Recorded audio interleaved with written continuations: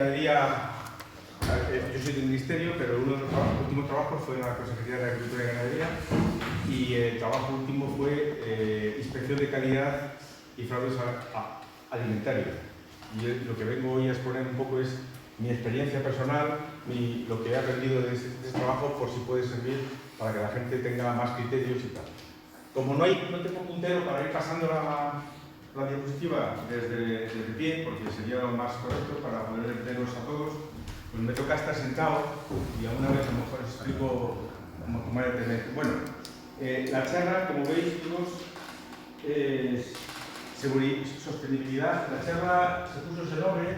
Nunca había elaborado un trabajo que mezclase la alimentación con la sostenibilidad del sistema económico, ¿no? y cómo afecta al planeta y al medio ambiente, pero me ha venido bien porque hay conocimientos en la agronomía que también tocan el tema de la sostenibilidad, ¿no?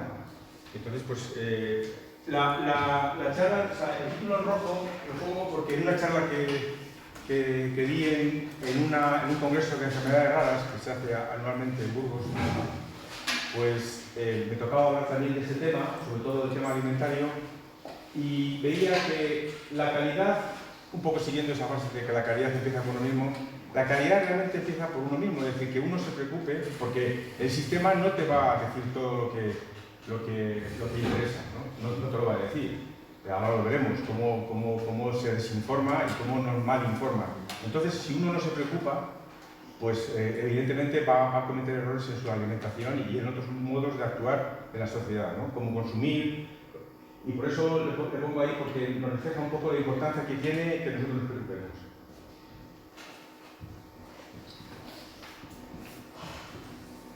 Bueno, antes de nada hay que hacer una acepción importante sobre el término seguridad alimentaria.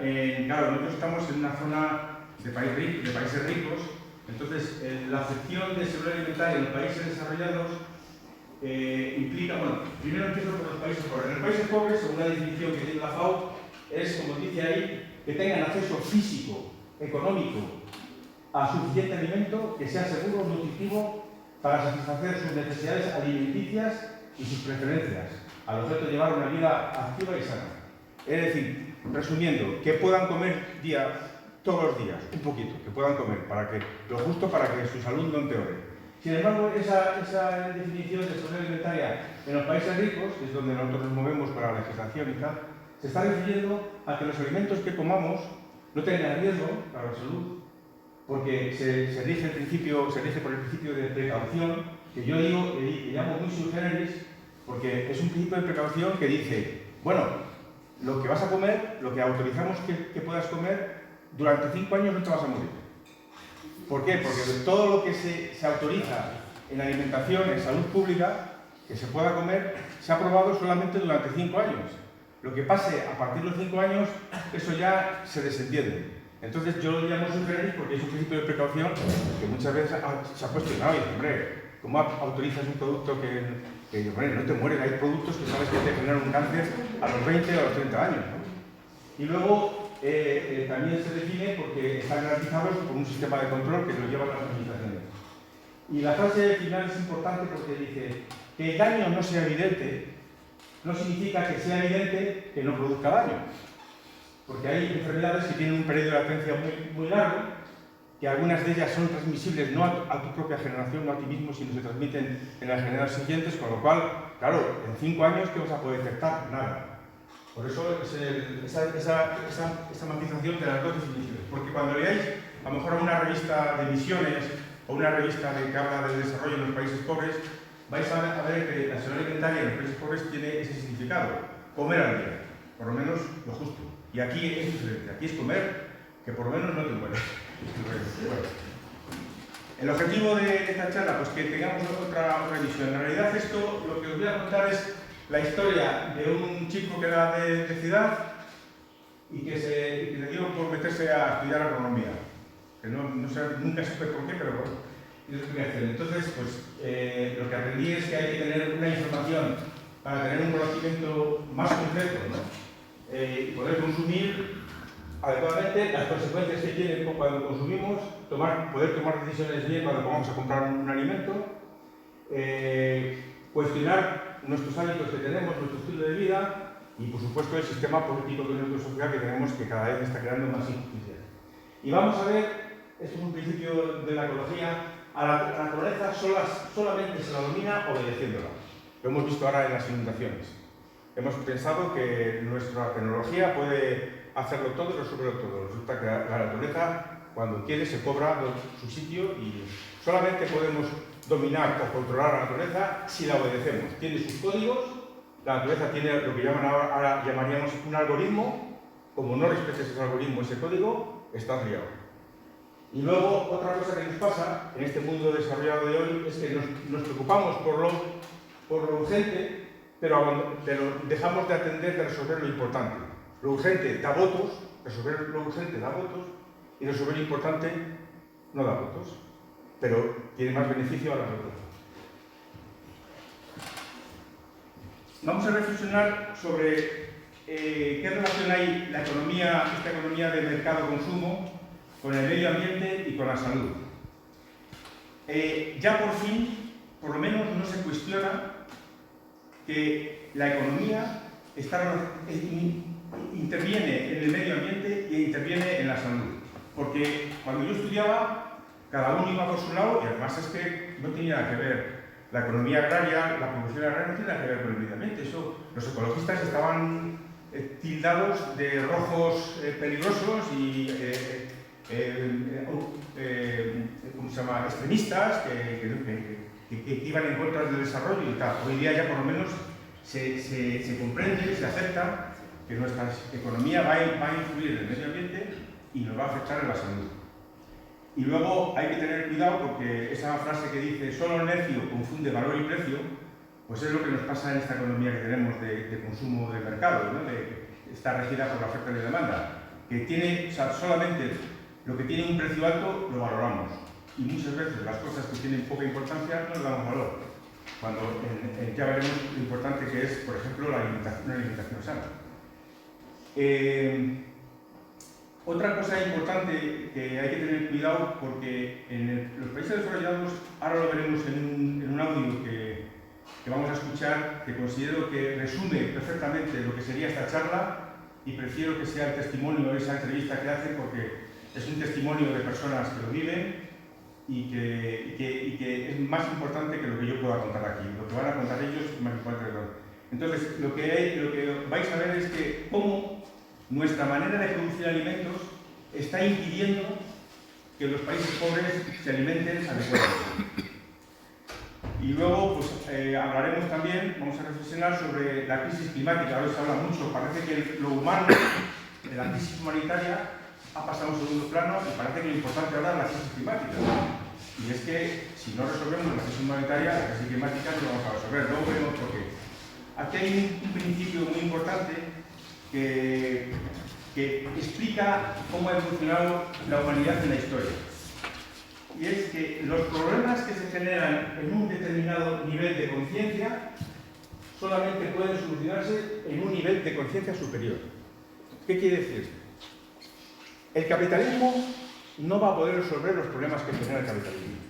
O ideamos otro paradigma, o no puede, y se está intentando hacernos creer que con la tecnología, con el sistema capitalista de economía, de mercado y tal, vamos a poder resolver los problemas del cambio climático. No lo vamos a poder resolver. En la historia también se puede trasladar esto a las injusticias sociales. Desde Nelson Mandela, desde Luther King, Gandhi.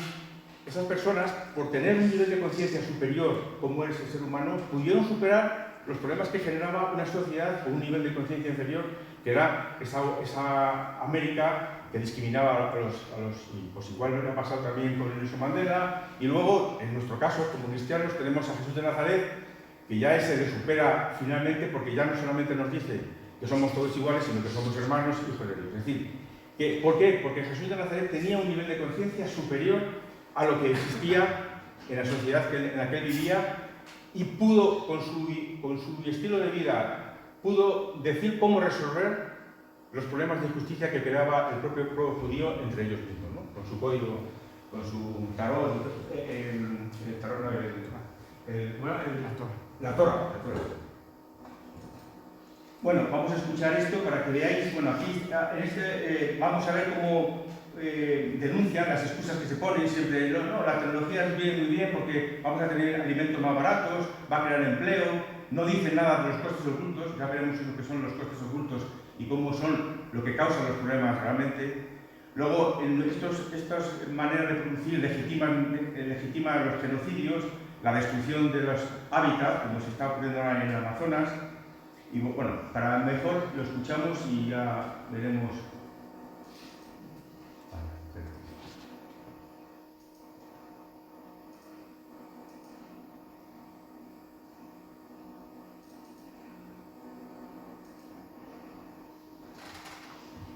El pasado mes de junio, la Unión Europea y los países miembros de Mercosur, Argentina, Brasil, Uruguay y Paraguay, suscribieron un acuerdo de libre comercio que afectará a 770 millones de consumidores. En teoría, liberalizará un mercado multimillonario y hasta la actualidad caracterizado por sus altos aranceles. La firma, que todavía tiene que ser ratificada por los países miembros, busca hacer más baratos los productos importados e impulsar las relaciones entre empresas, así como, por ejemplo, impulsar los empleos.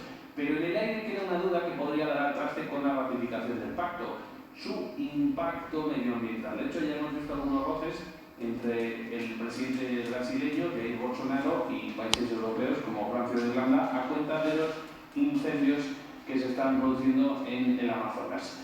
Tom Kuchas es miembro de Ecologistas en Acción y investigador social en relaciones internacionales en la Unión Europea, economía mundial, guerras y conflictos socioecológicos, cambio climático, cooperación y derechos humanos. Hola Tom, ¿qué tal? Hola, ¿qué tal? Es un placer. Igualmente. Tom, ¿estamos ante un acuerdo que favorece el desarrollo sostenible y la protección del medio ambiente? Todo lo contrario, el acuerdo comercial de la Unión Europea con el bloque Mercosur es lo opuesto a luchar contra la emergencia climática, es lo opuesto a un pacto verde europeo. Significa apoyar las sistemáticas violaciones a los derechos humanos en países como Brasil, que lamenta el asesinato de cientos de indígenas, pero también de defensoras y defensores de derechos humanos. Y además el comercio que ya existe entre la Unión Europea y el bloque Mercosur es una de las causas estructurales de emergencia social y ambiental que se vive en todo el mundo. Así que todos tememos que el comercio entre la Unión Europea y países como Brasil legitimaría y agravaría el genocidio de los pueblos indígenas y la grave deforestación y destrucción de biomas tan importantes como el Amazonas. Pero el Amazonas es solo un símbolo por toda la destrucción social y ambiental que provoca hoy ya el comercio entre ambos bloques, y este acuerdo comercial agravaría muchísimo esa destrucción y la violencia que se vive en muchas partes del Mercosur. ¿Cuál es, según su punto de vista, o qué sería lo necesario para que este acuerdo cumpliera con unos mínimos, por ejemplo, en el tema medioambiental? No es posible, porque básicamente para eso la Unión Europea tiene que cambiar completamente su política comercial. Lo que estamos viendo desde hace muchos años para acá es que la Unión Europea se presenta en las cumbres internacionales como líder de lucha contra el cambio climático, pero en realidad tiene una deuda ecológica inmensa. Muchas de las emisiones que provocan el cambio climático se producen en otras partes, o bien en China, o sea, la Unión Europea importa muchísimas emisiones de otras partes del mundo. Significa que la destrucción ambiental o la violación de los derechos laborales se están cometiendo en otras partes del mundo. De hecho, gran parte de los bienes consumidos en la Unión Europea se producen en Asia, muy concretamente en China, pero en todo el sudeste asiático y, por supuesto, también en gran parte de América Latina. Entonces, se hace una destrucción, por ejemplo, de las selvas tropicales en el sudeste asiático, en Malasia e Indonesia, para la importación de aceite de palma, que luego es utilizado en los bienes de consumo en la Unión Europea para productos químicos o para agrocombustibles, y lo mismo pasa también con el bloque del Mercosur. La Unión Europea es el segundo socio comercial más grande de Brasil, después de China, y representa el 18,3% de su comercio. Eso significa que importamos una cantidad ingente de soja soja, caña de azúcar, carne y minerales, y esta producción de estos bienes primarios produce enormes violaciones a los derechos humanos y destrucción ambiental en Brasil, pero lo mismo pasa también con la importación de agrocombustibles y soja de Argentina y en menor medida también de Paraguay y Uruguay, donde estos monocultivos de soja están destruyendo completamente el medio ambiente, contaminando, por ejemplo, con grandes cantidades de uso de agrotóxicos, porque gran parte de la soja y el maíz que importamos del Mercosur es de transgénico y se utiliza enormes cantidades de agrotóxicos para plantar estos productos y luego son importados a la Unión Europea para producir, para ser utilizados básicamente como piensos compuestos en la gran agroindustria, o sea, en los macrogranjas que contaminan a su vez el agua en nuestros suelos y destruye empleos en el mundo rural, o sea, realmente destruye empleo en Argentina, destruye empleo en Uruguay, Paraguay, en Brasil y en el Mercosur, y también destruye empleos de granjas en la Unión Europea. Por lo tanto, este modelo de comercio es el mal en sí, no hay una forma de hacerlo más sostenible o más justo. Sería necesario entonces un cambio de sistema, ¿entiendes? Completamente, porque una de las cuestiones que también está detrás de este tipo de acuerdos comerciales es el sistema financiero. Si miramos quién produce la violencia en la Amazonía, quiénes son los culpables de la nueva deforestación, sobre todo pues muchas personas que nos escuchan ahora mismo se acuerdan de las imágenes de las llamas arrasando el Amazonas en agosto, y eso hizo que muchas personas hacían como una conexión entre la agricultura industrial y la crisis climática, ¿no? Algo similar está pasando también en otras partes del mundo, pero concretamente no puede ser que la Unión Europea se proponga hacer neutral a nivel climático en el 2050 y sin embargo impulsa acuerdos comerciales como el que se negocia con el Mercosur, que acelera la deforestación y la crisis climática. En este sentido, muchas de las empresas que están siendo responsables de la deforestación y de agravamiento del cambio climático son las grandes empresas, las corporaciones que producen, por ejemplo, carne y luego la exportan a todo el mundo. JBS, ADM, Cargill, Bunge, Louis Dreyfus, Marfrig, Minerva. O sea, la destrucción de la Amazonía, los que generan el cambio climático, tienen nombres y apellidos y al mismo tiempo reciben financiación. De hecho, los grandes fondos de inversión como BlackRock, Blackstone, que son también responsables de los desahucios en España, son también las empresas que invierten enormes sumas de dinero en los sectores más responsables por la destrucción de los bosques tropicales como la Amazonía y en el resto del mundo. De hecho, BlackRock, uno de los fondos de inversiones más grandes del mundo, está entre los principales accionistas de 25 de las mayores empresas promotoras de la deforestación en el mundo. En el caso de España, el Banco Santander ha invertido más de 1.600 millones de dólares en las principales empresas productoras de carne de Brasil, como JBS, que además están involucrados en producir carne en muy mal estado, o sea que produce enfermedades y muerte de personas por grandes problemas de sanidad en su cadena de producción. Y bueno, ahí tenemos una relación muy directa, ¿no?, de la responsabilidad económica, financiera, pero sobre todo política. Es absolutamente inaceptable que el gobierno español, que se presenta como gobierno progresista y que se ha presentado en la cumbre de cambio climático que se celebró recientemente en Madrid, como defensor de la lucha ante la emergencia climática, y sin embargo el gobierno español fue de los que más impulsó ese preacuerdo al que se llegó a finales de junio en el G20 para firmar ese acuerdo. Todavía estamos a tiempo. El Parlamento de Austria obligó recientemente aprobó una resolución donde no permite al gobierno austriaco a firmar ese acuerdo con el Mercosur. También hubo movilizaciones del mundo campesino rural en Irlanda, también en Holanda, en Bélgica y en Francia. De hecho, ya hay una resolución del Parlamento en Holanda y también en Irlanda que está completamente contrario a la firma de ese acuerdo. Por lo tanto, va a ser la movilización social que va a obligar a los países de la Unión Europea a no firmar ese acuerdo. Pero no es suficiente no solo no firmar ese No, claro, habría que cambiar el modelo y eso va a tardar muchísimo. Efectivamente tenemos que cambiar, y es bueno cambiar el modelo agrario porque está demostrándose con muchísimos estudios científicos, pero también de la propia Organización de Agricultura y Alimentación de Naciones Unidas, la FAO, que si apostamos por la soberanía alimentaria, si relocalizamos la producción de alimentos, si apostamos por modelos de agroecología, o sea, sin pesticidas, sin agrotóxicos, con mucho menos uso de combustibles fósiles y con mucho menos uso de agua, si producimos localmente nuestros alimentos y los consumimos localmente, esto generaría millones de empleos, es bueno para la conservación de la biodiversidad, pero sobre todo es una enorme capacidad para reducir los gases de efecto invernadero,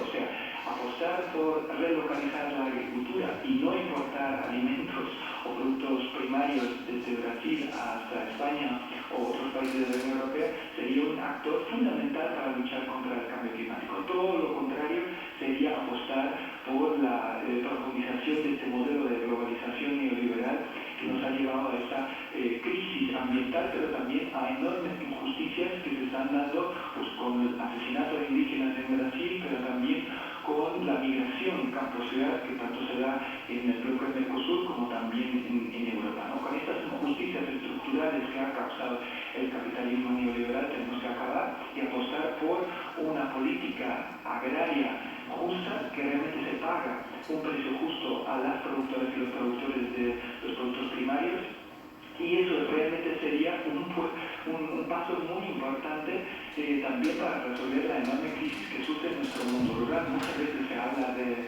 la España vaciada, pero efectivamente la España vaciada se ha vaciado con políticas agrarias injustas que han concentrado el poder en las grandes empresas transnacionales del sector agrario, del sector de la alimentación, que se esté comercializando o globalizando el comercio internacional de los alimentos, que eso solo beneficia a las grandes empresas multinacionales que destruyen la Amazonía y al mismo tiempo que destruyen el mundo rural aquí en España y en Europa. Y entonces la respuesta es relocalizar la producción de alimentos y que realmente la gente coma también alimentos sanos producidos localmente, y eso sí es bueno para la salud, es bueno para crear empleo, es bueno para dar una alternativa al mundo rural y también es bueno para el clima.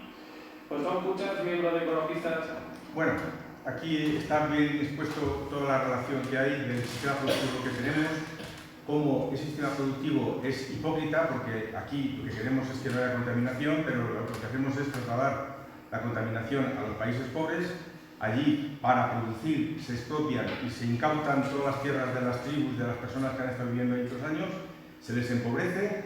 Luego, a su vez, se cultivan grandes extensiones con cultivos con transgénicos, con un montón de agrotóxicos, que además hace que enfermen los que trabajan en esos cultivos, y a su vez, como tienen grandes maquinarias, son grandes corporaciones que necesitan poca mano de obra, todas las personas que vivían en esas zonas con una economía de autoconsumo suficiente, pues se tienen que emigrar, y entonces se generan todo ese tipo de problemas que hemos visto. Seguimos. Bueno, aquí está resumido, el resumen es corazón que no siente, ojos que no ven. En Europa no sentimos. Hemos asumido en Europa perfectamente que se puede vivir como vivimos sin que eso tenga mayores consecuencias. Algunas de las causas que tiene este sistema, que produce, una de las causas de las contradicciones que tiene este sistema económico mercado de consumo, ¿no? Primero es una desinformación interesada, ahora veremos ejemplos. Luego, por otra parte, una deformación o una formación deficiente, que no interesa que haya una formación exhaustiva, completa, holística, ¿no?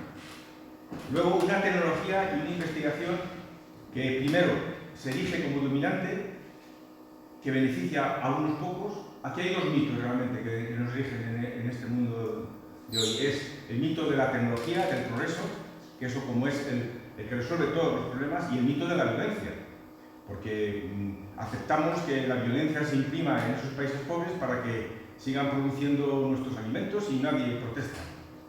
Luego hay otro problema, que es la opacidad la falta de transparencia que tienen nuestros sistemas.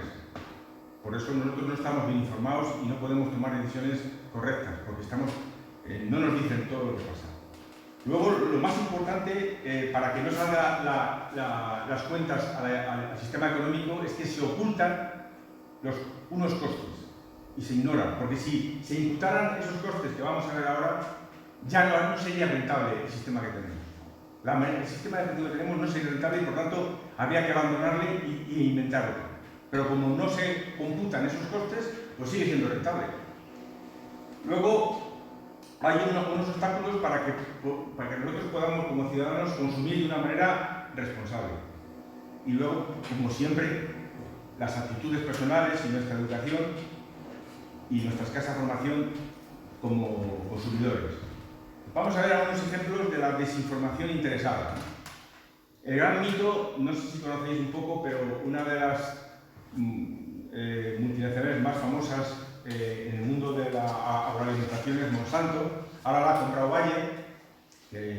Monsanto es una de las mayores productoras del mundo, ha sido de los transgénicos. Los transgénicos son plantas a las que se les quita un trozo de ADN de un cromosoma y se le pone otro trozo de otra planta o de otro animal, para que esa planta, una vez realmente es un Frankenstein, esa planta luego sea resistente, por ejemplo, al taladro del maíz.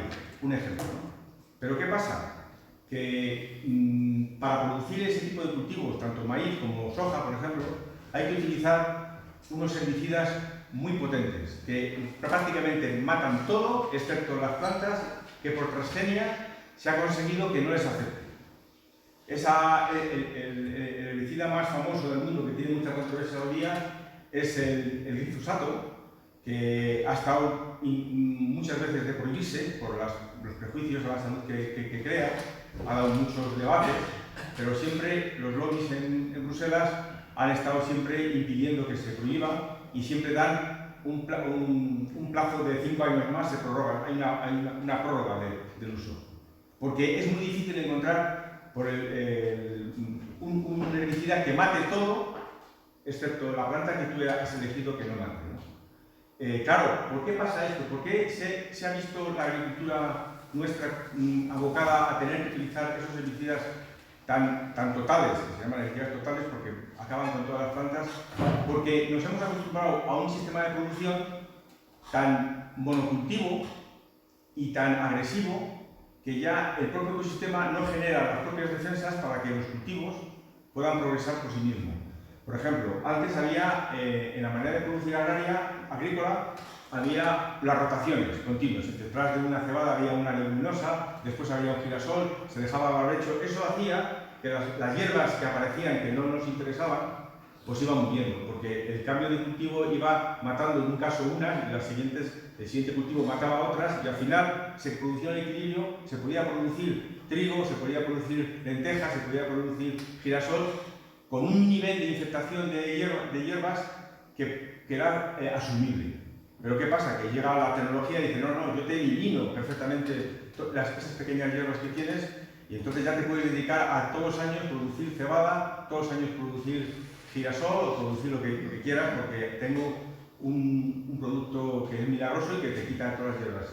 Yo viví, por experiencia propia, cuando fui destinado, los primeros destinos fue a Asturias y Galicia, y cuando me tocó ir allí, me encontré que empezaba el boom de los insecticidas. En Galicia hay mucha patata, en la zona que yo tenía había mucha patata, y uno de los principales problemas era, por un lado, el escarabajo de la patata y por otro lado, el mildio. Bueno, pues empezaron a surgir los grandes agrotóxicos muy eficaces, aparentemente, porque acababa con todo tipo de escarabajo y acababa con el mildio. Y entonces, claro, empezaron las tiendas a vender y había colas, porque era milagroso. Para un agricultor que se había acostumbrado a convivir con un cierto nivel de infestación de escarabajo de la patata y con un nivel de mildio, pues echar un producto que lo eliminaba, incluso lo curaba, en algún caso, como por ejemplo para el mildio, el producto, la materia activa era una materia activa sistémica. ¿Qué quiere decir eso? Que se mete en la savia de la planta y invade toda la planta, tanto las raíces como el tallo, las hojas, incluso el producto que luego te vas a comer. Y esos fungicidas, en ese caso, o insecticidas, en el caso del escarabajo, pues al final producen unos metabolitos en la planta y esos metabolitos son los que luego no lo comemos. Claro, sobre cuando se hacen investigaciones de qué efectos tiene este pesticida en la salud, los ensayos se hacen por 5 años. No se pueden prorrogar más porque dice que no es rentable. Si tuviera que hacer un ensayo que demostrase que en 20 años produjera una enfermedad, pues no es rentable, las compañías no invertirían. Entonces, se les permite que con 5 años, si se consume, se hacen pruebas y nadie se muere, es apto para consumo. Pero todos sabemos, sobre todo los que sois médicos y todos sabemos que hay enfermedades que se generan hoy y que dan la cara dentro de 20, 30, 40 años, ¿no? Incluso hay muchas enfermedades que están surgiendo ahora autoinmunes que vienen posiblemente, es mi hipótesis, la hipótesis de muchos también, es que viene de toda la cantidad de toxicidad que nos hemos metido en el cuerpo y que aparecerá ahora en la sangre, como veremos en unos análisis que... Bueno, siguiente. Este es un ejemplo de que llegó un momento en que las empresas dijeron que, señores, hay que producir transgénicos porque no va a haber alimentos para todos. Eso es mentira, es un mito, porque se sabe hoy día que con el sistema de producción que tenemos, de producción y de llevar al mercado determinados productos, se desprecia entre un 30 y un 40% de la cosecha, que es apta para el consumo, pero que no cumple unos estándares de vistosidad, de forma, de tamaño, y entonces eso se tira y se desprecia, cuando es posiblemente apto para consumo. Entonces, eso es un mito que luego ya veremos como la FAO reconoce después de muchos años, porque en estos organismos internacionales siempre hay un montón de lobbies que intentan que sus estudios sean los que prevalezcan frente a otros, ¿no? Y la FAO ya reconoce en el 2007 que la única manera de alimentar el mundo sería con una agricultura realmente, se llama ecológica, orgánica o biológica, son los 3 nombres que se utilizan según el país que sea. Y lo reconocen en esa conferencia internacional que dice, con el fin de examinar la seguridad alimentaria en lo relativo a la disponibilidad de alimentos, de acceso a alimentos, de que todo el mundo pueda comer, la agricultura orgánica tiene capacidad potencial para alimentar el mundo en circunstancias adecuadas. ¿Qué quiere decir circunstancias adecuadas? Claro, si no se investiga cómo hacer una agricultura ecológica, orgánica o biológica, sana, para contrarrestar los efectos que puedan tener las patologías, pero por medios naturales, si no se invierte, nunca lo podemos. Es igual que pasa ahora con la energía, con el coche eléctrico. Ahora veremos un caso, eso se llama obsolescencia técnica, como el coche eléctrico podía haber estado ya desarrollado desde el año 98, lo veremos ahí. Pero no interesaba, los petroleros prohibieron ese tipo de coche, los destruyeron todos, presionaron, lo veremos ahora, pero la agricultura orgánica, ecológica, biológica es perfectamente posible de alimentar al mundo porque es cuestión de investigar un poquito para las nuevas plagas, nuevas patologías que puedan presentarse. De hecho, nuestra agricultura tecnológica ha producido más hambre en los países pobres que hasta que llegó nuestra agricultura, por lo menos en el comer, eran autosuficientes porque tenían su propia agricultura tradicional que les permitía comer todos los días, pero al llegar nuestra tecnología, que ha producido cantidades de excedentes, pues al venderse esos excedentes en esos países pobres a unos precios irrisorios, ha obligado a abandonar la agricultura que tenían los agricultores de esos países, porque no les es rentable. Por ejemplo, hay unas compañías americanas que su negocio es ofrecer al Estado un montón de volúmenes de mercancías agrarias para que con la excusa de beneficiar a los países pobres, lo paga el Estado, ellos cobran por el Estado y hacen como obra benéfica para mandar ese alimento a los países pobres. La mayor parte de las veces regalado, que es un veneno, porque lo que hacen es destruir la agricultura que tienen esas pequeñas poblaciones. De tal manera, ha sido tan escandaloso ese sistema corrupto que en los proyectos que tienen que mandar ahora en las ONGs, cuando se trata de este tipo de actuaciones para corregir la falta de alimentación, hay que indicar en el proyecto claramente que lo que tú vas a hacer allí no va a hacer dumping, no va a hacer competitividad negativa a los que están viviendo con su agricultura. Porque entonces no estás desarrollando, estás hundiendo, estás haciéndoles dependientes. Bueno, este es un ejemplo, me ha llegado hoy, precisamente. Un ejemplo de lo que es la desinformación y la mala información interesada para que no pensemos y no veamos que hay otras alternativas. Va a ser, me parece, el 7 de febrero la conferencia. Está evidentemente promovida por un sindicato que lo que quiere es que sus agricultores, o lo que hacen sus agricultores es producir la mayor parte de grandes cantidades. Todo es producción química, de manera que hoy día los que trabajamos en agronomía pues sabemos que los suelos ya están muertos. Los suelos, cuando yo eso como era de ciudad no lo sabía, pero cuando me tocó estudiar esa asignatura de edafología, que es como se llama la asignatura de suelos, me sorprendió que el suelo está lleno de una cantidad de vida biológica, tanto microscópica como de microartrópodos, como de microorganismos, que son los que sustentan, dan vida a ese suelo, que va a dar a la planta una alimentación sana, y lo que vas a comer tú va a ser un alimento sano porque la planta ha sido alimentada sanamente por el suelo. Todo eso está destruido porque tanto agroquímico continuamente, llevamos ya pues, los años 70 más o menos, ya echando... Sabéis que toda esta agricultura vino después de la Segunda Guerra Mundial. La Segunda Guerra Mundial creó muchos explosivos para hacer bombas.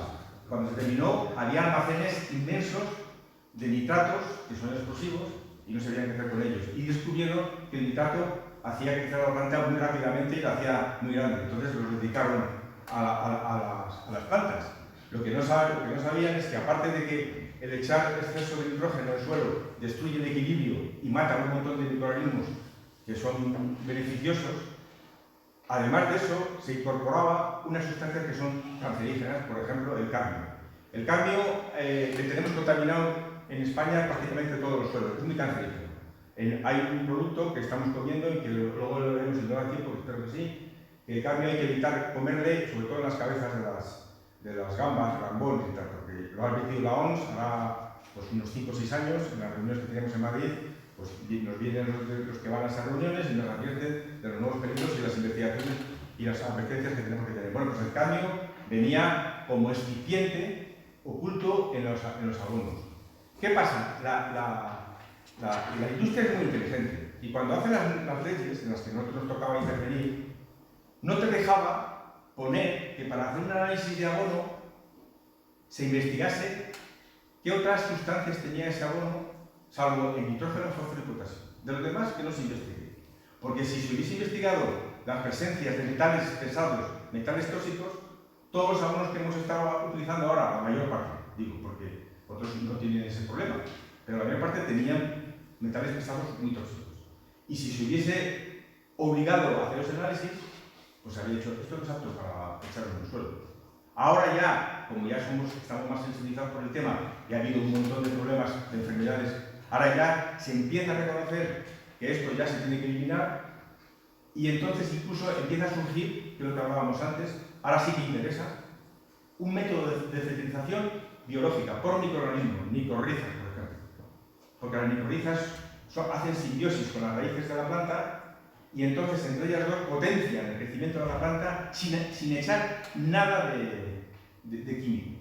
Extraen las micorrizas los nutrientes del suelo, cosa que ese nutriente no lo puede extraer la planta, se los da a la planta y la planta a su vez le da agua para seguir creciendo. Todos esos equilibrios los hemos destruido. No interesaba. Y aquí, estos comentarios que hace este hombre, pues a mí me dan pena.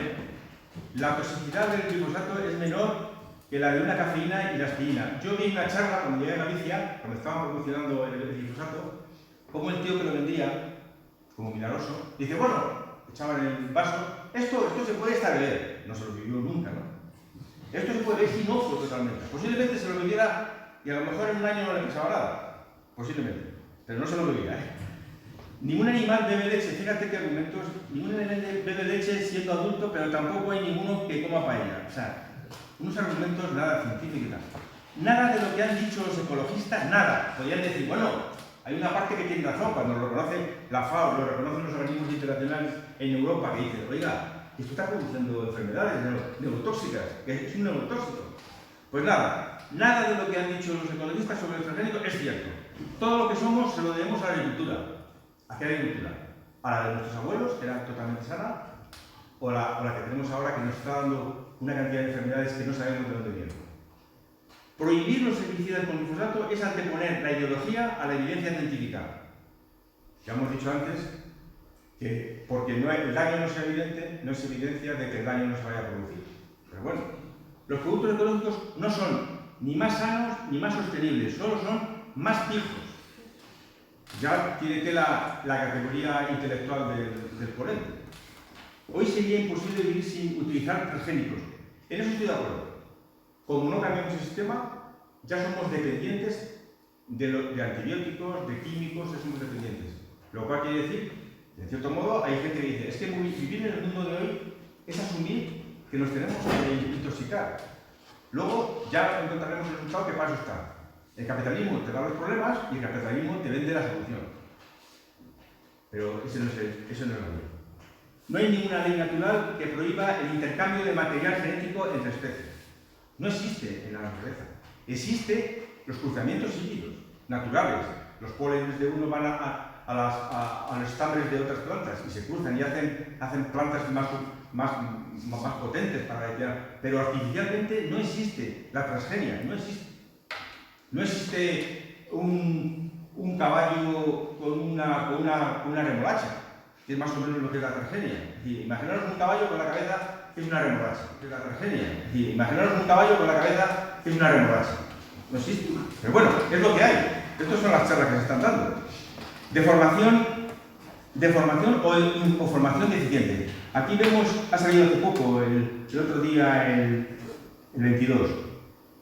Hay así una noticia curiosa, tiene su parte interesante, también tiene su parte cuestionable, que no vamos a decir que no, pero vamos a ver un poco lo que puede interesar. Dice que los escáneres de alta precisión pueden ser nefastos para la salud, porque producen sobrediagnóstico. Claro, hay enfermedades, por ejemplo, el cáncer, por ejemplo, si tú utilizas un sistema analítico muy preciso, puedes encontrar cosas que hasta ahora no se han visto, ¿no? Eso pasa, y ya lo veremos en otras circunstancias de la producción ecológica y de la producción agraria. Y cómo, depende de qué método utilices, puedes detectar un tóxico o no detectar. Y decir, no tiene nada, es que claro, ¿qué has empleado? Has empleado una lupa, pero no has empleado un microscopio, o no has empleado una tecnología, un método analítico potente. Entonces dice que hay que tener cuidado si no hay una formación perfecta, no hay una formación de equipo, de trabajar en conjunto, porque tú puedes detectar un nódulo de tiroides de 2 milímetros y automáticamente pensar que ya es un cáncer. Cuando dice este médico, que es un doctor, que ha dado mucho que hablar, que dice, bueno, es que muchos de estos no son ni cánceres, no da ningún problema, y se va a morir de otra cosa menos de eso. Entonces, el problema que tiene es que, dice, claro, se sobrediagnostica, se produce un círculo vicioso que, como dicen algunos otros, dice, solamente el estrés que produces al paciente diciéndole que tiene un cáncer, cuando a lo mejor todavía no se puede considerar un cáncer por otros médicos, ese estrés le deprime el sistema inmunitario y ya sí que le pone en condiciones peligrosas de contraer algún tipo por la ansiedad, por el estrés, de enfermedad. Sabemos los casos de España, que se han hablado mucho, de los cuando hubo secuestros, como en España, ETA, cuando secuestraba a ETA, que las mujeres de los políticos, me acuerdo concretamente, al poco tiempo murieron de cáncer. Yo creo que muchos atribuyeron al estrés. Yo conozco un caso de un compañero que denunciaron en la Junta y injustamente, y por denunciarle, la mujer en pocos meses contrajo un cáncer y se murió. Por el disgusto, porque hay que vivirlo eso.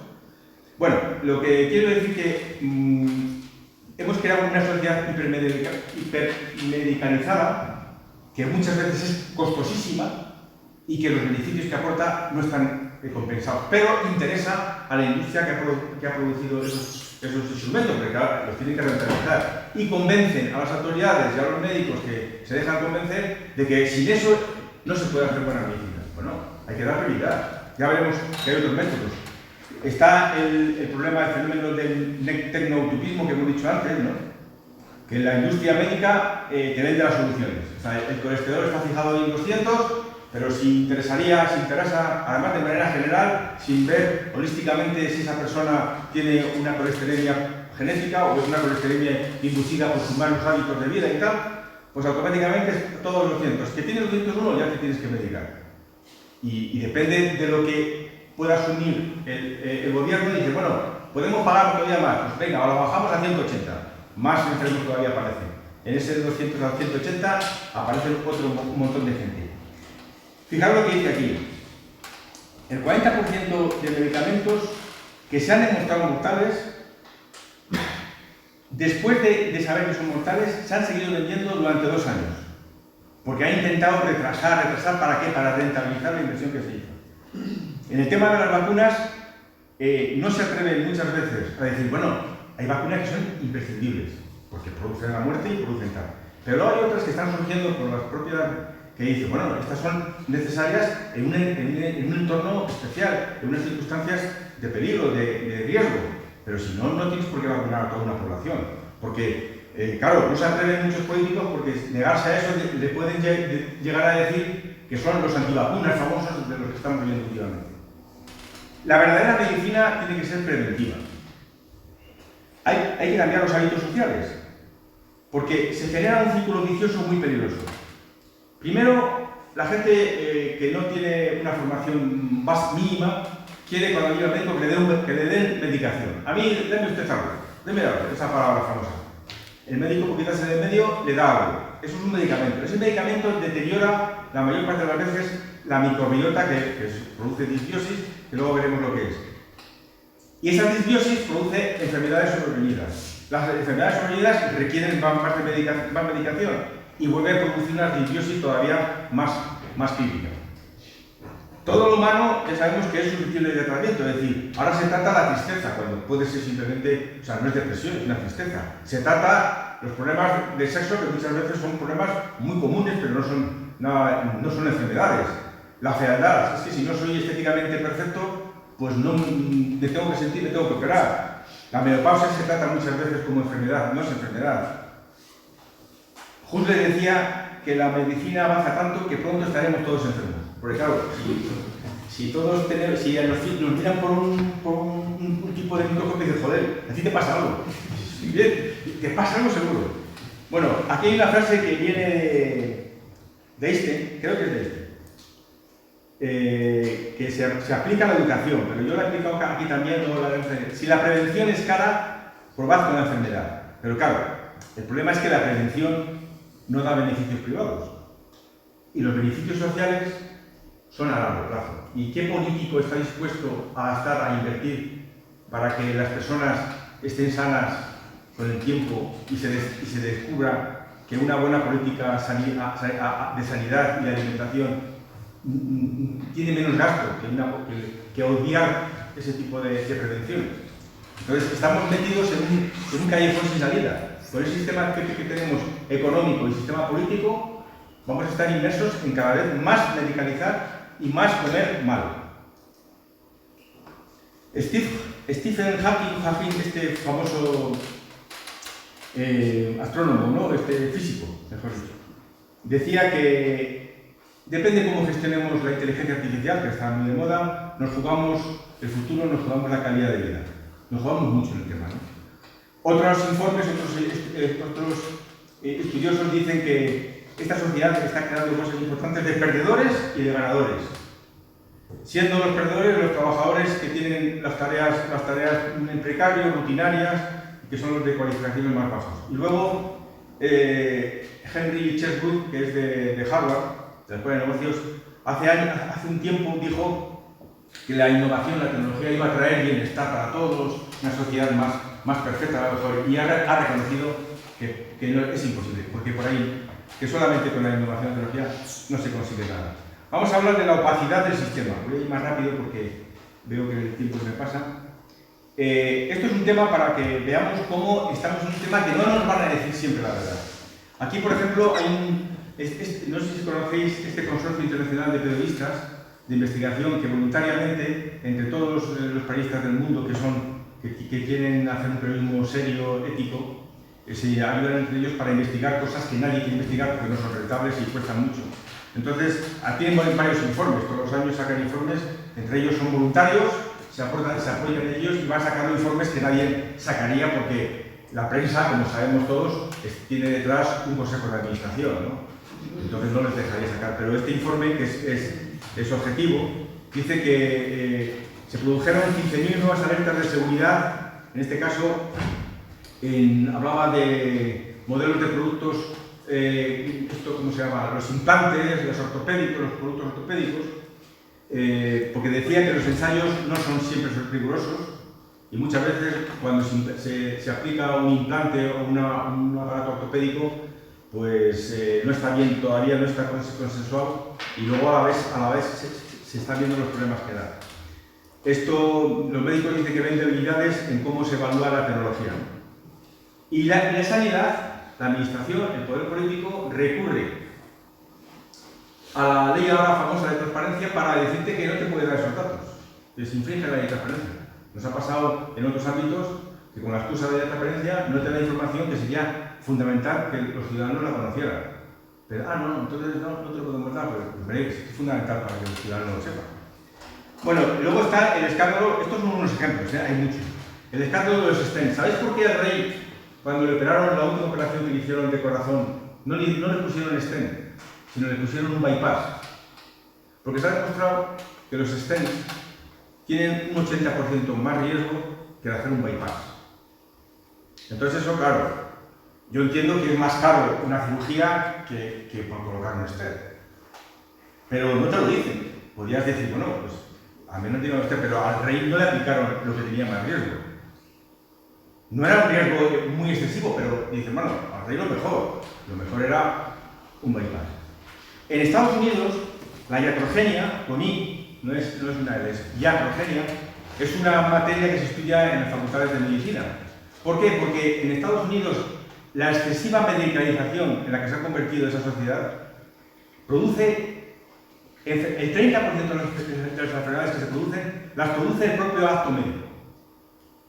Porque medicaliza tanto que al final produce enfermedades que luego hay que corregirlas con otra ciencia, que es la iatrogenia.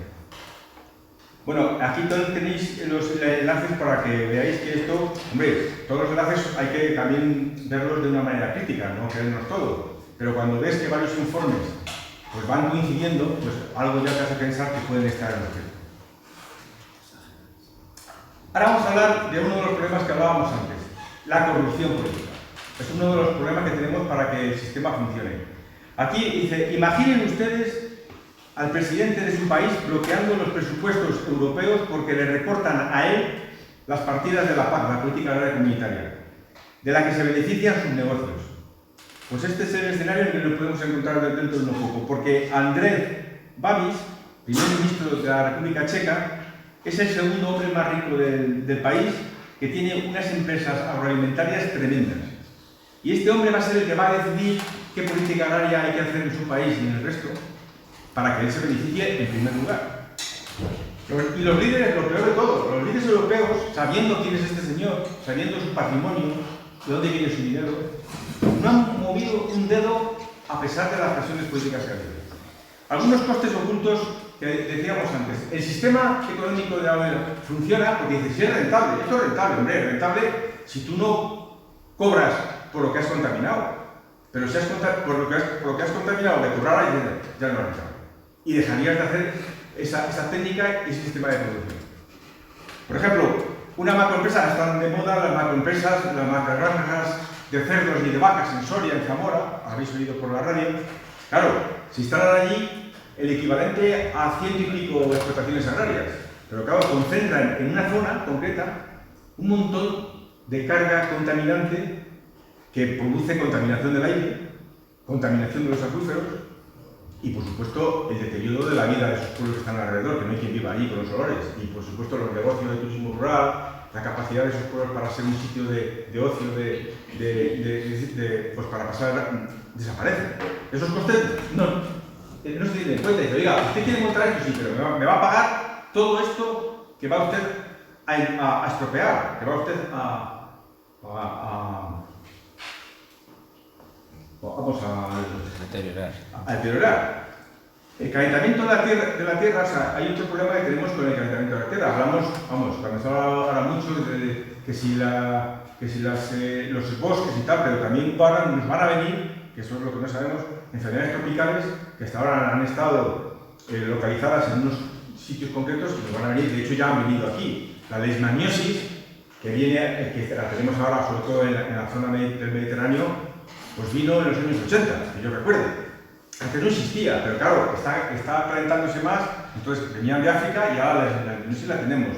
Luego el mosquito tigre, la mosca negra, todos estos nos están yendo por ese motivo. Todos estos son problemas, son costes que produce nuestro sistema económico.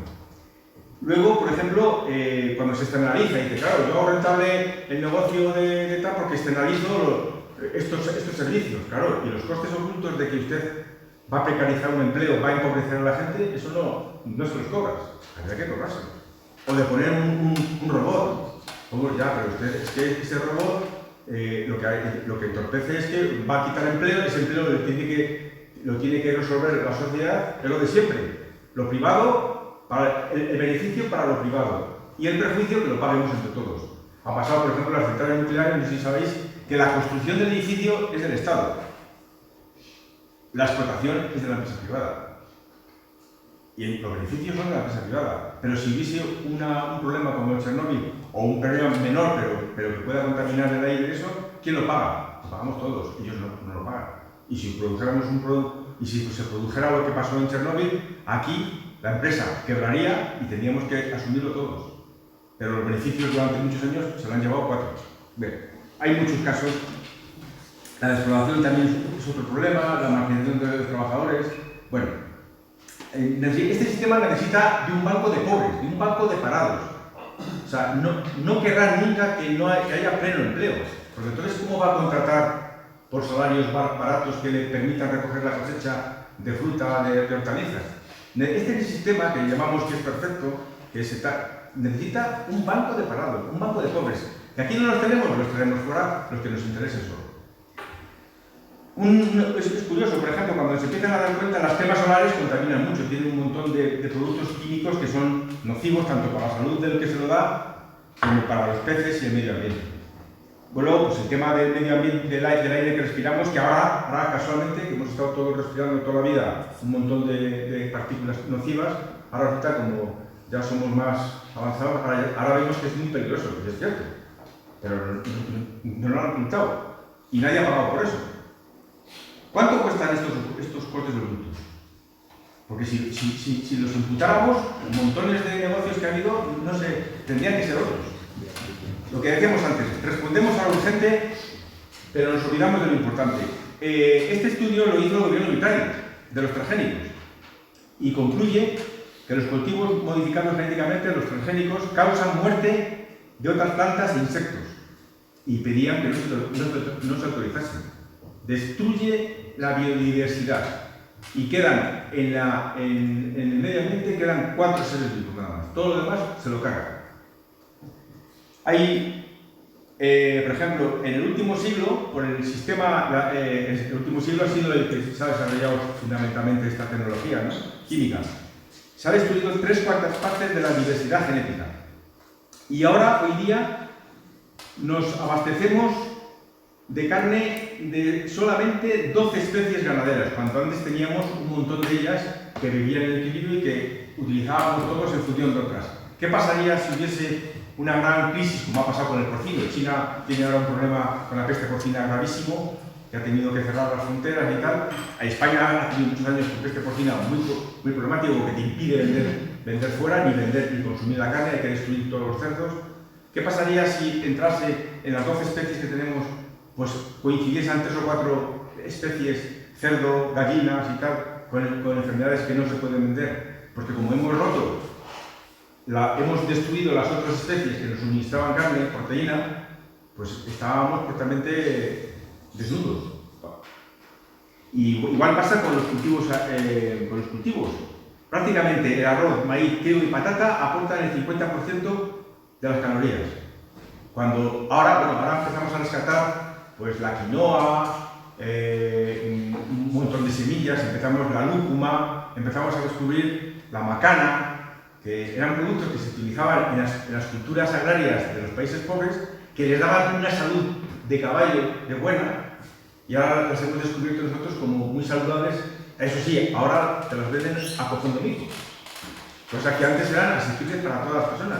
Y esas culturas, esas poblaciones indígenas que vivían con muy pocos alimentos, pero tenían una alimentación tan sana que tenían una supervivencia muy aceptable. Otra cosa es que en el problema de infecciones y tal no tuviesen ese avance que nosotros tenemos, ¿no?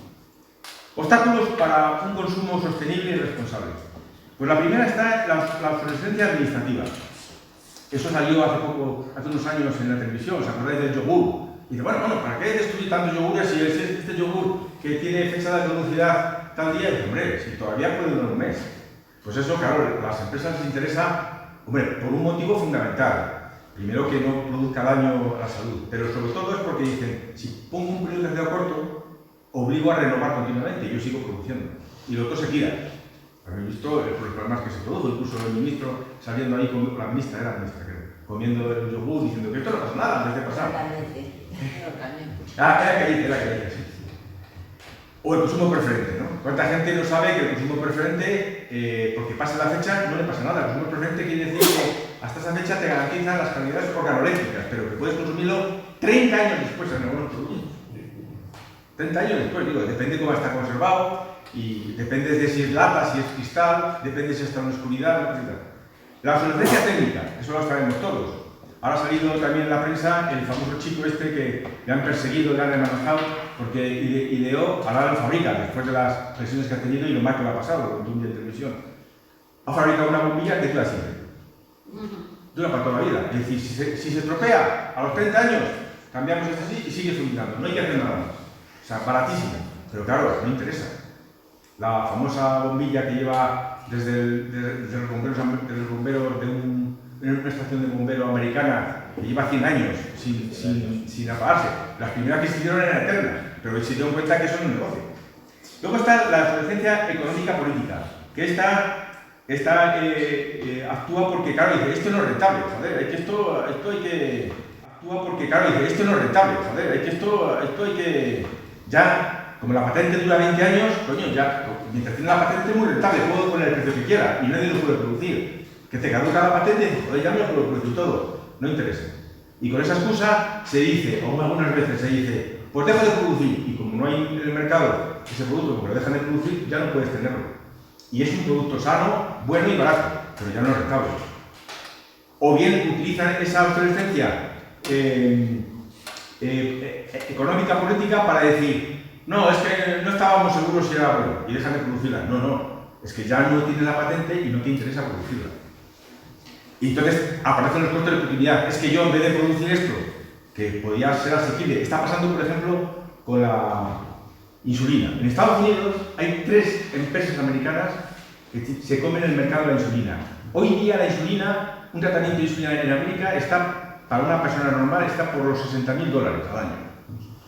Tienen que ir a Canadá a comprarla, pasar la frontera, los que puedan, y otros han creado, porque los americanos son muy especiales y muy originales. Entonces crean unas asociaciones de gente filantrópica que dice, bueno, pues financiamos a los que no pueden pagarla, lo pagamos nosotros, tal, ¿no? A lo mejor están por ahí metidos Soros y algunos otros de estos grandes ricos.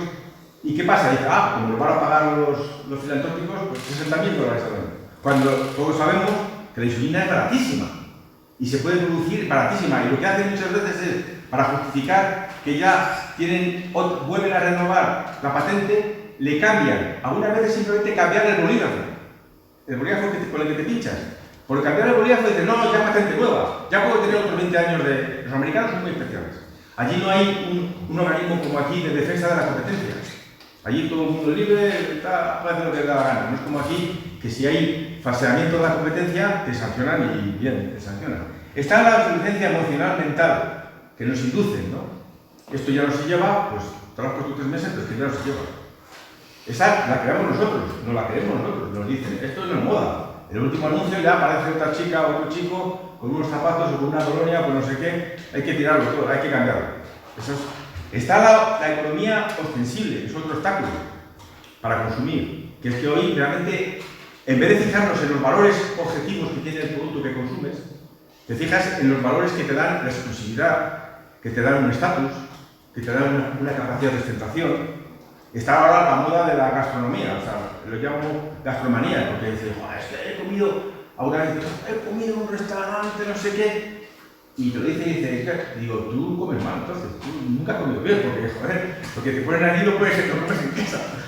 Yo lo como todos los días, ¿sabes? No, se ponen de moda. Bueno, el tema de los selfies.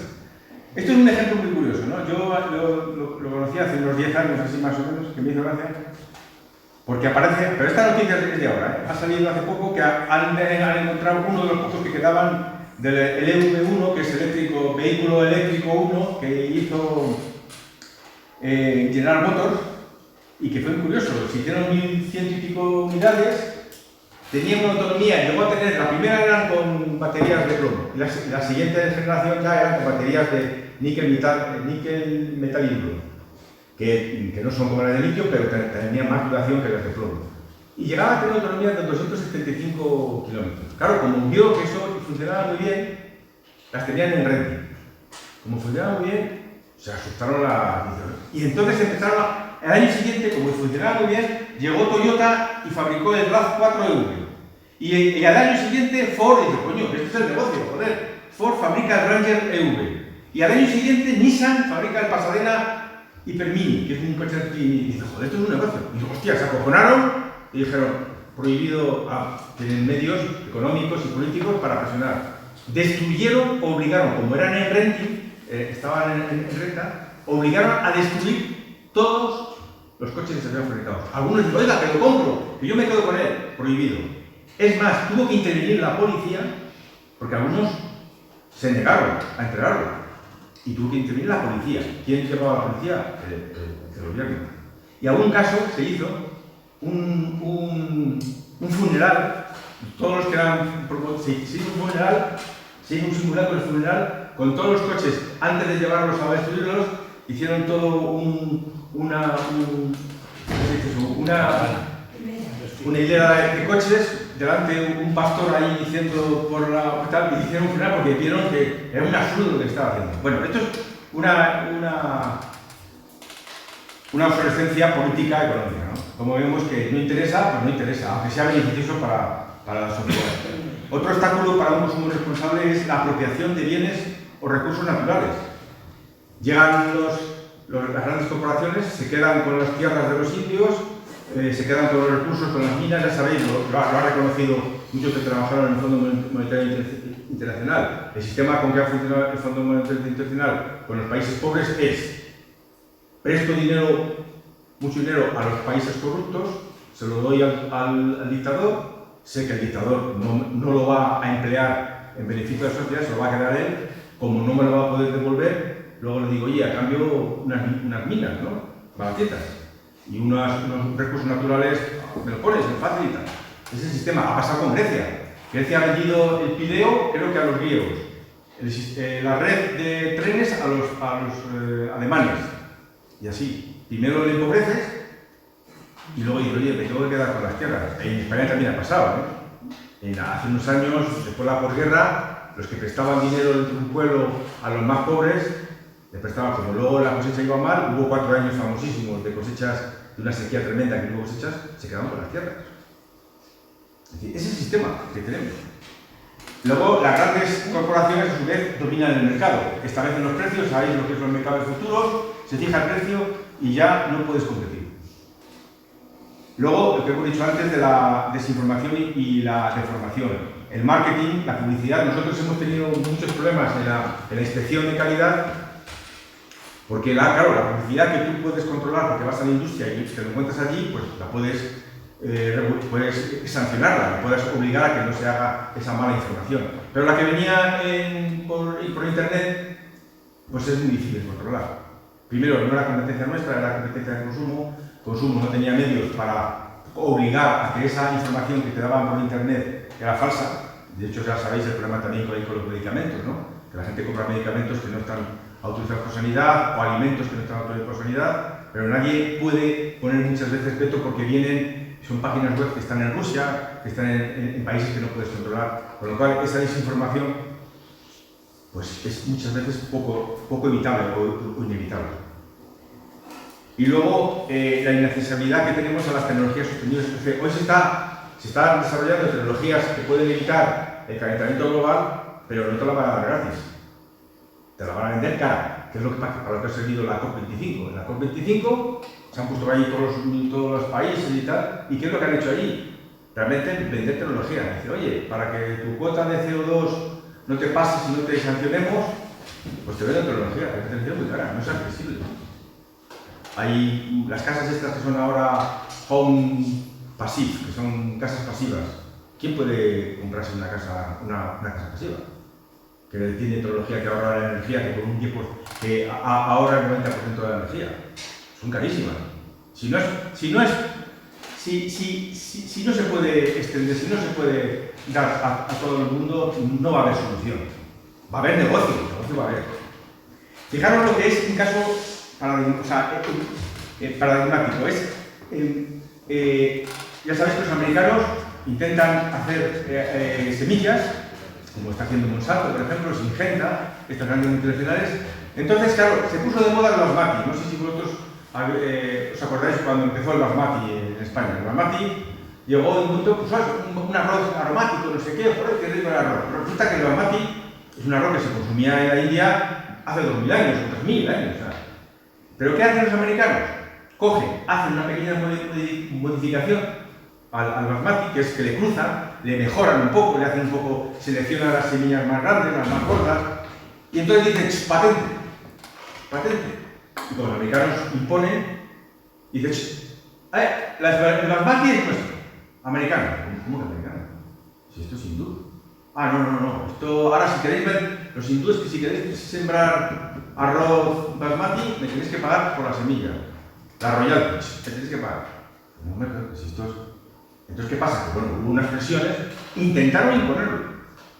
Un arroz que era dueño de todo el mundo. En España, en Europa, ha pasado algo parecido, no exactamente tan extremo, pero ha pasado con las semillas. Antes, un agricultor compraba unas semillas, las producía y de las que, cuando cosechaba, seleccionaba las mejores para guardarlo en la cosecha. Incluso se intercambiaba, ¿no? Pues oye, pues tú déjame esta, que así cambio y no voy haciendo lo mismo y tal. Está prohibido hoy día. Dice, oiga, que es que yo lo he producido. Ya, pero es que la semilla el grano que tú has cogido es un grano que procede de una semilla que yo te he vendido. Y tiene patente. Y me tienes que pagar. Joder, haberme lo dicho.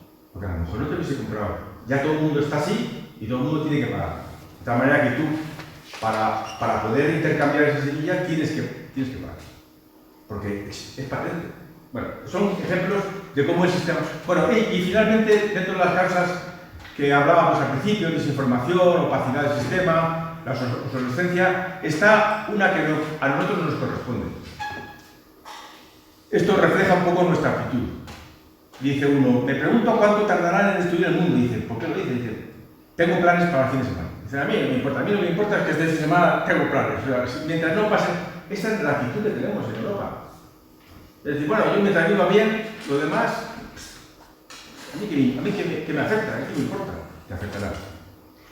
Como decía antes, por el tema de la prevención, ¿no? Esto es la misma frase, esta es la frase auténtica que creo que es de Si es que la educación, probad con la ignorancia. El problema es que la educación pública no da beneficios privados y los beneficios sociales de la educación pública son a largo plazo. Nos encontramos con el mismo problema que teníamos antes, que ningún político va a apostar por algo que él no va a poder luego vender. Y entonces va a lo inmediato, va a lo urgente, pero no va a lo importante.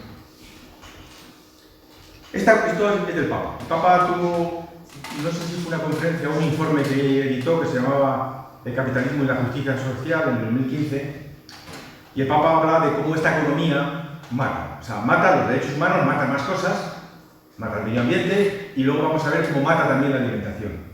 ¿Y cómo es el sistema por el que esta economía mata? Pues mira, la economía de mercado de consumo es competitividad pura. La competitividad requiere mecanización y robotización. La mecanización y robotización supone eliminación de competencia. Si yo meto un robot y el otro no lo tiene, voy a vender más barato y el otro me lo cargo, me necesito del medio. Esta eliminación de competencia produce un desempleo. El desempleo produce excedentes de manos de obra con salarios más bajos. Los excedentes de mano de obra son salarios precarios, ahora está de moda la uberización, que posiblemente estén, la Audiencia Nacional ha reconocido que los de Uber y los de Globo y los de Deliveroo son falsos autónomos. Ahora veremos lo que dice el Supremo, pero estaban creando un empleo que teniendo trabajo eres pobre, para toda la vida. O sea, trabajando eres pobre. Ni siquiera derechos sociales, ni derechos de tal, te tienes que pagar tú todo. Menos mal que parece que, vamos... Los salarios precarios, ¿qué producen? Menor poder adquisitivo, ¿no? Ahora se llama la economía low cost. El sábado una conferencia, ahí en el Centro Cívico promovida por Said, que se titulaba así, Economía Locos. Economía de locos, pero era economía de low cost, ¿no? El menor poder adquisitivo obliga a vender productos más baratos. Ahora estamos con, por ejemplo, Ryanair y todas estas aerolíneas de low cost. Claro, para que puedan vender y tal, tienes que poner el precio barato, porque si no, pues la gente, pues, cada vez gana menos, no va a poder viajar. Y eso, fíjate, introduce más contaminación. Sabéis que los aviones es de los más que más contaminan el planeta, lo que más CO2 produce, ¿no? Y luego, pues, la oferta de productos más baratos obliga, a su vez, a incrementar las ventas, porque si vendo barato, poco margen me queda, tengo que vender mucho más, tengo que producir más, tengo que exportar más. Esa mayor producción contamina mucho. Como contamina mucho, me voy a un país pobre, que es, por ejemplo, Bangladesh, Vietnam. ¿Y qué pasa en los países pobres? Pues que al llevarlo a los países pobres, pues ya ahí no se respetan los derechos humanos, eso lo sabemos todos, ¿no? Allí trabajos sin seguridad social, trabajos de 18 horas, no pueden ir al servicio porque les penalizan. O sea, esto es un ciclo, no tiene solución. Y al final dice, al no contabilizar los costes ocultos de la precarización, la contaminación, la expropiación de tierras, la destrucción del hábito y el desplazamiento de las poblaciones, no se respetan los derechos humanos. Aquí también, bueno, ha salido hace poco también la noticia de que en Estados Unidos, sabéis que una de las grandes preocupaciones ha sido, a raíz de la crisis, el índice de suicidios, pero no en la población negra ni hispana, sino en la población rubia y de ojos azules, los americanos de pura raza. Porque es la primera vez en la historia americana que las clases medias americanas han perdido poder adquisitivo y se han visto en la ruina. La primera vez en la historia, porque han ido siempre a mejor, los blancos, digamos. Y se han encontrado familias que nunca han tenido ningún incremento económico, se han encontrado en la ruina, se han suicidado. Muchos con pistola, porque la tienen en casa, se les permite tener armas, y otros muchos por una supermedicalización que se ha puesto de moda y que ahora están reclamando indemnizaciones, que es el empleo de opiáceos para contrarrestar la depresión. Se ha abusado de opiáceos por los médicos, que ha provocado un montón de suicidios por todo esto. Y fijaros, esta noticia dice que con solo subir $2, o sea, duplicar lo que se paga por una hora, se podrían haber salvado casi 26.000 vidas en Estados Unidos. Es verdad que el suicidio también lo provoca otros factores que también son consecuencias del sistema económico que tenemos, que son el estrés laboral, ¿no? El moving, el estrés financiero, el tío que no puede pagar la hipoteca, que le van a quitar la casa y tal. ¿Sabéis el caso famoso de Vodafone, que es France Telecom? ¿Os acordáis? Es una noticia de un directivo que era el 40 ya. Hacía el número 40 que se suicidaba, pero el último se suicidó a lo mejor un directivo. Era un directivo que se suicidó en el aparcamiento de France Telecom, que es una. Ahora están indemnizando porque se ha demostrado que había un moving exagerado. Pero claro, la gente, su medio de vida lo fija en ese estado y... Bueno, Bangladesh es un ejemplo, también es un ejemplo para hablar de lo que hemos hecho con los países pobres, ¿no? No solamente la contaminación ya exagerada de los ríos, donde al final dice, desde pequeña he vivido cerca del río Buriganga, antes nos podíamos bañar, pescar, luego empezaron las fábricas para producir a nosotros, tejidos a nosotros. y todo el mundo empezó a tirar la basura al río. Ahora se ha secado el río, el agua está contaminada, hicieron una campaña para limpieza y bueno, ahí han encontrado de todo y no se puede, o sea, decir, estas son las consecuencias de un sistema capitalista que no quiere contabilizar los costes ocultos o ignorados. Vamos a ver en la alimentación cómo funciona ¿Vamos ya? Sí. Lo último. Por dejar hablar. Sí, verás. Bueno, termino aquí. Es que, bueno, se me ha ido. Había unas, simplemente le pasamos por encima. Había unas. Quería que tuvieras. Esto da para mucho. Los problemas que tenemos de toxicidad, ¿no? Y ver luego unas recomendaciones para que la gente cuando vaya a comprar sepa qué comprar. Se puede comer barato, pero sano. Y mira, aquí por ejemplo, bueno, es que había un montón. Pero a ver, por ejemplo, sí, ya acabo. Aquí teníamos unas recomendaciones. Unas recomendaciones de cómo alimentos. O sea, cómo comer sano. ¿Por qué? Porque está sobre todo basado en esto. El por qué es tan importante la alimentación, por qué es tan importante para la salud, para que no haya tantas enfermedades, para que no tengamos enfermedades raras que nos encontremos. Porque el segundo cerebro es el intestino, sobre todo el intestino grueso. Hoy, esto lo han reconocido los médicos ya, hará 4 o 5 años. Hasta hace 4 o 5 años no se reconocía. Y hoy se está descubriendo que la mayor parte de las enfermedades están generadas en el intestino delgado y el intestino grueso. Y de hecho, yo recuerdo haber escuchado, que lo leí, pero lo escuché en televisión, en noticias de la TV1, un chico joven español en Alemania descubre que unos Parkinson, hay muchos tipos de Parkinson, un tipo de Parkinson la provoca un insecticida que hemos comido muchísimo en este país, 60 años comiendo clorpirifos y pediatrinas, que ha sacudido, el año pasado se ha sacudido. 60 años consumiendo un producto neurotóxico total. Y la gente no sabía. Claro. Entonces, por eso, recomendaciones, no hay tiempo, pero recomendaciones. Una fruta que no sea ecológica, o pélala, o si la quieres comer pero te arriesgas mucho, porque no sabes la cantidad de tratamientos que tiene, o lavarla, dicen, eso no lo sé, no lo tengo contrastado, pero dicen lavarla con sosa, no lo sé. No sé si la sosa podría evitar parte de la contaminación, pero si no es ecológica, quita la piel. Porque estás ingiriendo dosis suficientemente peligrosas. Y mira, para último ya, os pongo esto para acojonarnos un poquito. Es que no, yo creo que no os veo cara de susto, no os veo. Y mira, bueno, aparte de. Bueno, es que ya sabéis que hay aplicaciones gratis para todo. Hay aplicaciones gratis, te bajas del móvil una aplicación de pastillas. Esta pastilla. Vamos a ver. A ver, ¿dónde estás?